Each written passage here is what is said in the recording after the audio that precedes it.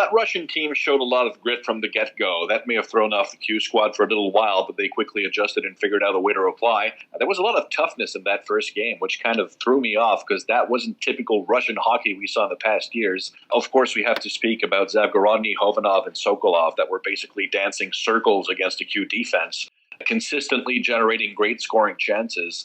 As far as depth goes, they didn't show much, though it will be interesting to see how the Russian team fares against Ontario in the Western League.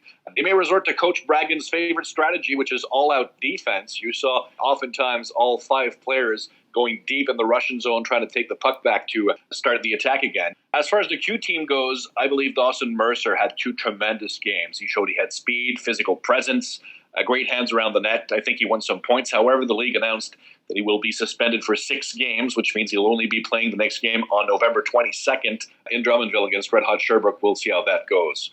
We saw that Raphael Lavoie loves the big stage. He needs to maintain that energy when the camp starts. We'll all agree that the goal given up by Miftakov at the beginning of the second game was kind of a softie, but still, you get pucks to the net, and you never know what can happen.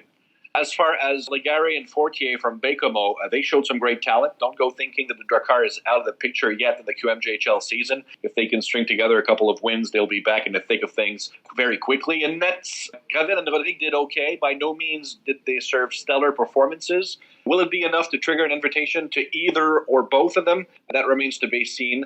One player that I was somewhat disappointed with was Justin Barron. He just did not seem to be at the peak of what he can offer on the ice for those 2 games in the Canada-Russia series. I think his play since the beginning of the season, though, will justify him being invited to Team Canada's camp. So overall, 2 good games, 2 tight games.